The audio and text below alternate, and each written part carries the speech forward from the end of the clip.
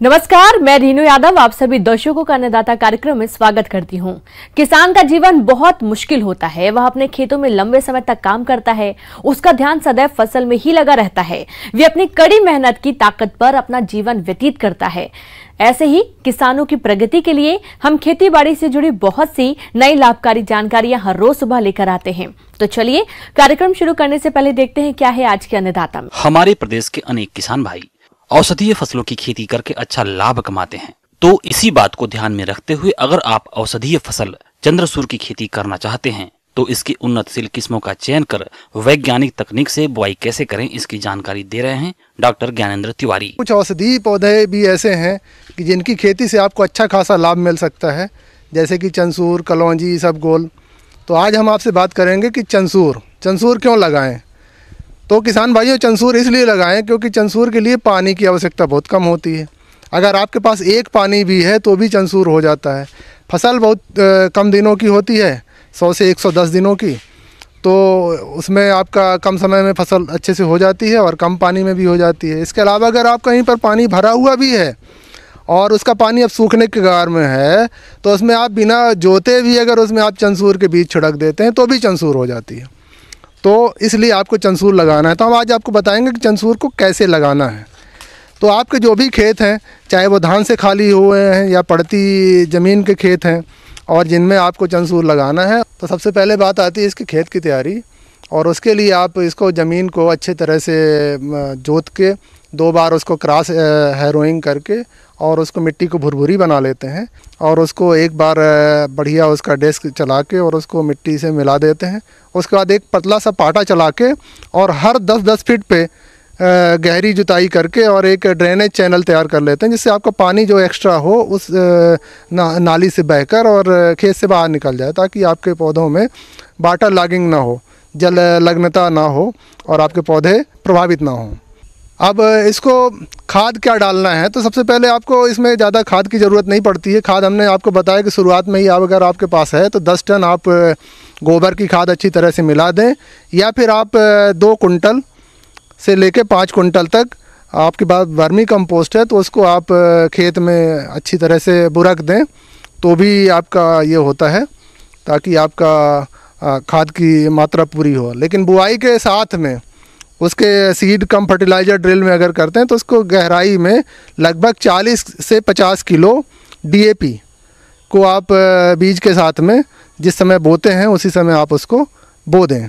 खाद और बीज का अलग, तो खाद गहराई में जाएगा और बीज ऊपर रहेगा, तो आपका इसके बाद आपका फर्टिलाइज़र अच्छा हो जाएगा और उसकी फर्टिलाइज़र का उपयोग अच्छे से कर पाएगा पौधा। इसके बाद इसको फर्टिलाइज़र की कोई आवश्यकता नहीं होती है। किसान भाइयों, अभी आपने चंद्रसूर की खेती के लिए खेत की तैयारी और खाद उर्वरक प्रबंधन के बारे में जानकारी हासिल की। अब आइए जानते हैं चंद्रसूर की वैज्ञानिक बुवाई तकनीक और फसल के प्रबंधन के बारे में। तो अब इसके बाद बारी आती है कि इसको बोना कैसे है और कितना उसका बीज दर है। तो इसकी बुवाई बहुत आसान है। इसके बीज छोटे छोटे थोड़े से लंबे से होते हैं और सरसों की फैमिली का पौधा है और इसके बीज में लुआब काफ़ी होता है। तो अगर उसको हम गीला करके उसका बीजोपचार करते हैं तो दिक्कत होती है, तो उसको हम सूखी बेबिस्टिन लेके और उसकी सूखे उसमें रगड़ देते हैं बढ़िया, और मिलाने के बाद फिर वो बोने के लिए तैयार हो जाता है।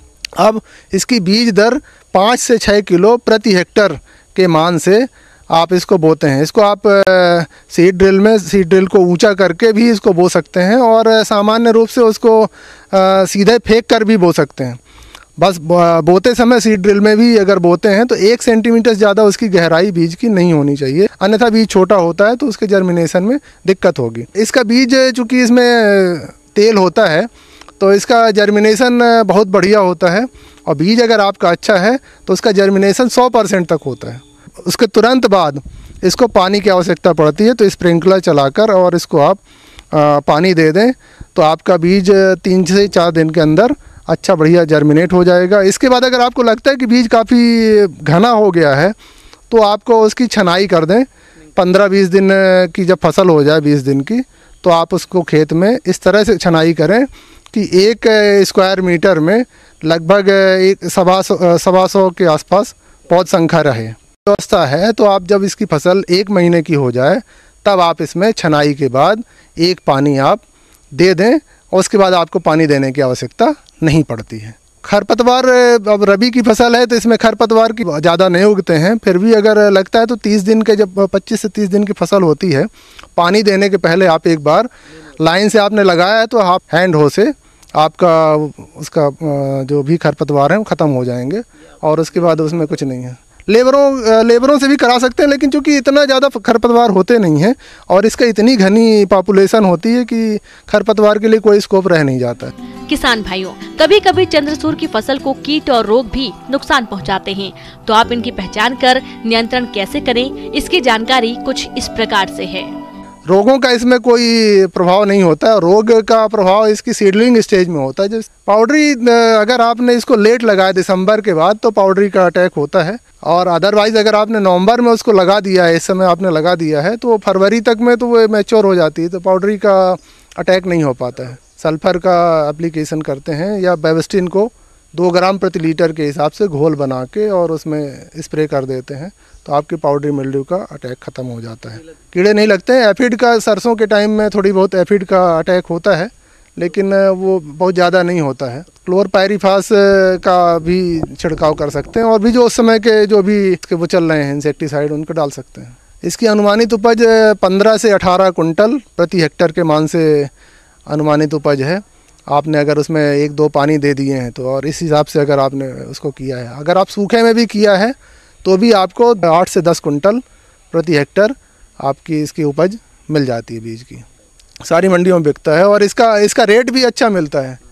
तब आप मिनिमम ये मान के चलें कि 40-50 से लेके 80-90 रुपए प्रति किलो के हिसाब से इसका जो मार्केट का अनुमान है। ब्रेक के बाद एक बार फिर से आप सभी दर्शकों का अन्नदाता में स्वागत है। चलिए अब रुख करते हैं अगली कड़ी की ओर। खेती में बढ़ती लागत, खर्च और स्थिर होती आय के चलते प्रदेश के किसान भाई कृषि सह व्यवसायों को अपनाने लगे हैं। इन सह व्यवसायों में से बहुत से किसान ब्रॉयलर मुर्गियों का पालन कर रहे हैं, लेकिन इस व्यवसाय से अधिक लाभ लेने के लिए आहार प्रबंधन पर विशेष ध्यान देने की जरूरत होती है। तो इस बारे में जानकारी के लिए मिलते हैं नानाजी देशमुख पशु चिकित्सा विज्ञान विश्वविद्यालय जबलपुर के डॉक्टर गिरिराज गोयल से। आज हम चर्चा करेंगे ब्रॉयलर मुर्गियों के आहार प्रबंधन पर। ये ब्रॉयलर मुर्गियों में आहार का बहुत महत्वपूर्ण स्थान है, क्योंकि इनकी उत्पादन की कुल लागत का करीब 70 से 80% इनके आहार पर ही खर्च होता है। अगर आप इनका आहार अच्छा रखेंगे, इनका दाना अच्छा रखेंगे, तो इनमें वृद्धि दर बहुत अच्छी रहेगी और आपको कम से कम दाने में अधिक से अधिक वजन की मुर्गी प्राप्त होगी, जिससे कि आपका लाभ भी अच्छा रहेगा। तो सर्वप्रथम बात करते हैं कि दाने में पोषक तत्वों की। तो पोषक तत्वों की मात्रा ब्रॉयलर मुर्गियों में लेयर मुर्गियों से हमेशा ज़्यादा रखी जाती है। ऊर्जा की मात्रा करीब 3000 से 3200 किलो कैलोरी प्रति किलोग्राम दाना की मात्रा रखी जाती है। उसके अलावा प्रोटीन की मात्रा करीब 22 से 23% क्रूड प्रोटीन की मात्रा रखी जाती है। इसके अलावा इनमें लाइसिन और मिथ्योनिन नामक अमीनो अम्ल अलग से 0.5% और 1% की दर से मिलाए जाते हैं। इसके अलावा इनके दाने में कैल्शियम की 1% मात्रा, फास्फोरस की 0.5% मात्रा और नमक की 1% मात्रा भी हमको मिलानी चाहिए। अब हम बात करें कि किस प्रकार हम ब्रॉयलर के दाने को तैयार कर सकते हैं। ब्रॉयलर के दाने को तैयार करने के लिए ऊर्जा के घटक के रूप में पीली मक्का का इस्तेमाल करना चाहिए, जिसकी करीब 50 से 60% मात्रा हम ले सकते हैं। उसके अलावा प्रोटीन की पूर्ति के लिए हमें सोयाबीन की खली सोया DOC का इस्तेमाल करते हैं, जिसकी करीब 25 से 30% मात्रा हम दाने में मिलाते हैं। इसके अलावा चावल की पॉलिश, राइस पॉलिश का करीब 10 से 15% इस्तेमाल करते हैं। राइस की भूसी, राइस ब्रान का हम करीब 5 से 10% इस्तेमाल करते हैं। मछली की खली को हम 5 से 10% मिलाते हैं। इसके अलावा मिनरल मिक्सचर करीब 2%, नमक 1% और कैल्शियम 1% की दर से हम ब्रॉयलर के दाने में डालते हैं। और इस प्रकार से अगर किसान भाई अपना दाना स्वयं तैयार करेंगे तो उनको जो बाज़ार में जो दाना उपलब्ध है उससे करीब 3 से 4 रुपये किलोग्राम प्रति किलोग्राम दाने की उत्पादन में कमी आएगी, जिससे कि उनका लाभ उतनी ही मात्रा में बढ़ जाएगा। अब बात करें कि ब्रायलर को कितनी मात्रा में दाना दिया जाता है। ब्रायलर मुर्गियों को सामान्यतः भरपूर मात्रा में दाना दिया जाता है और उन्हें अपनी इच्छा अनुसार खाने को दिया जाता है, क्योंकि ब्रायलर मुर्गियों को पालने का उद्देश्य है कि जितना ज़्यादा उनका तापमान, जितना ज़्यादा उनका वजन जितनी जल्दी बढ़ जाएगा उतना ही उनको, किसान भाइयों को अपने व्यवसाय में लाभ प्राप्त होगा। इसके बाद बात करते हैं मुर्गियों के, ब्रायलर मुर्गियों के पानी के प्रबंधन के बारे में, क्योंकि जो बीमारियों का मुख्य स्रोत है वो पानी ही है। अगर हम पानी के प्रबंधन को ठीक रखेंगे तो बीमारियों पर बहुत हद तक रोकथाम रहेगी। सर्दियों के समय और सामान्य वातावरण में भी रोज़ हमें नियमित रूप से पानी के बर्तनों को साफ़ करना चाहिए। उसके अलावा उसमें साफ़ करने के बाद में उनमें साफ और स्वच्छ ताज़ा पानी अच्छी मात्रा में, सर्दियों में करीब दाने की 2 से 2.5 गुना मात्रा और गर्मियों में 2.5 से 3 गुना मात्रा में हमको पानी उपलब्ध कराना चाहिए। इसके बाद पानी में कुछ एंटी स्ट्रेसर जैसे कि विटामिन सी और विटामिन बी कॉम्प्लेक्स को मिलाना चाहिए, जिससे कि इनकी ग्रोथ भी अच्छी बनी रहती है और इन पर स्ट्रेस का भी विपरीत प्रभाव नहीं पड़ता है। इसके अलावा दाने में जब कभी ज़रूरत हो तो दवाइयाँ भी मिला सकते हैं, एंटीबायोटिक भी डाल सकते हैं और कुछ अन्य दवाइयाँ जैसे कि कॉक्सीडियोस्टेट्स या कॉक्सीडियोसाइडल दवाइयाँ जैसे एम्प्रोलियम, लासोल एसिड, सल्फाडिमिडीन, सल्फागोमिडीन, नाइट्रोफ्यूराजोन, ये दवाइयाँ भी आप मिला सकते हैं, क्योंकि सर्दियों में मुर्गियों में कॉक्सीडिया बीमारी काफ़ी आती है। उसकी रोकथाम बहुत आवश्यक है और बेहतर है कि आप बीमारी के आने के पहले ही उसको रोक दें। ब्रेक के बाद एक बार फिर से आप सभी दर्शकों का अन्नदाता कार्यक्रम में स्वागत है। बढ़ते हैं अगली प्रस्तुति की ओर। आजकल फसलों में रासायनिक उर्वरकों के अंधाधुंध प्रयोग से एक तो भूमि की उर्वरा शक्ति कम होने लगी है, वहीं दूसरी ओर प्राप्त उत्पादों की गुणवत्ता भी अच्छी नहीं होती है। इसी कारण अब जरूरी हो गया है कि मृदा में जैविक खादों का प्रयोग किया जाए। तो जैविक खादों में आज हम बात करेंगे वर्मी कंपोस्ट की। तो किसान भाई अपने स्तर पर वर्मी कंपोस्ट किस तरह से तैयार करें, इसके लिए देखिए यह खास रिपोर्ट। वर्मी कंपोस्ट आज के समय में, क्योंकि जिस तरह से खेतों में इनऑर्गेनिक फर्टिलाइज़र का प्रयोग बहुत ज़्यादा हो रहा है, जिससे हमारे खेत की जो उपजाऊ मिट्टी है उसकी शक्ति कम होती जा रही है। हम वर्मी कंपोस्ट के द्वारा बिना लागत के, बिना इसमें कोई बहुत ज़्यादा लागत नहीं आती है, हम इसको तैयार कर सकते हैं और खेतों में इसको डाल सकते हैं, जिससे भूमि की जो हमारी उर्वरा शक्ति है उसमें वृद्धि होती है। केंचुआ खाद को तैयार करने के लिए करीब 70 से 90 दिन का वक्त लगता है तथा इसमें पोषक तत्व भी बहुत ज्यादा होते हैं। सबसे पहले किसान भाइयों के पास तो जानवर होते ही हैं, चाहे गाय हो, भैंस हो, बकरी हो। इसका जो कच्चा गोबर होता है वो हम इकट्ठा करते हैं और कच्चे गोबर में करीब 50% कच्चा गोबर लेते हैं और उस 50% ही हम वेस्ट मटेरियल, जैसे हमारे पास भूसा है, खेतों में कनक का हो, गेहूं का हो या फिर पैडी का हो, हम इसका जो भूसा होता है या उसको हम 50% इकट्ठा करते हैं। घास फूस है या सड़ी गली पत्तियां हैं, उनको हम 50% रखते हैं, 50% हम कच्चा गोबर रखते हैं। केंचुआ खाद बनाने के लिए सबसे महत्वपूर्ण चीज़ ये होती है कि हम जो पिट बनाते हैं वो कम खर्चे में हो या कम लागत की होनी चाहिए। उसके लिए 2 फीट हाइट होनी चाहिए। कई बार ये भी होता है कि आपके पास इतना इंफ्रास्ट्रक्चर नहीं है कि हम ज़्यादा पैसा उसमें इन्वेस्ट कर सकें। हालांकि आजकल हर स्टेट्स में, चाहे यूपी लीजिए, हरियाणा लीजिए, बिहार लीजिए, आंध्रा लीजिए, आपका महाराष्ट्र लीजिए, मध्य प्रदेश लीजिए, हर स्टेट्स में स्टेट गवर्नमेंट्स की सब्सिडी है कि किस तरह से हम वर्मी कंपोस्ट तैयार कर सकते हैं। इस पे किसान भाइयों को सब्सिडी भी मिलती है।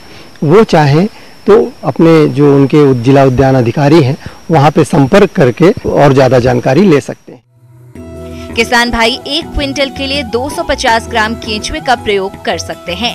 केंचुए कई प्रकार के होते हैं, लेकिन केंचुआ खाद तैयार करने के लिए सीनिया पीढ़ी का केंचुआ सबसे उत्तम नस्ल का होता है, जो बहुत ही कम समय में उत्तम खाद तैयार कर देता है। केंचुए हमेशा अंधेरे दिशा में जाते हैं, इसलिए जब हम गोबर की खाद और वेस्ट मटेरियल 50% मिला के उसमें पानी डालते हैं तो कच्चा गोबर गर्म होता है।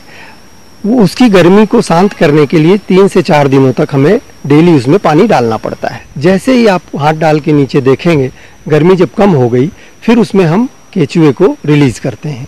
जब हम केचुआ डालेंगे तो केचुए की संख्या पे काफ़ी कुछ डिपेंड करता है।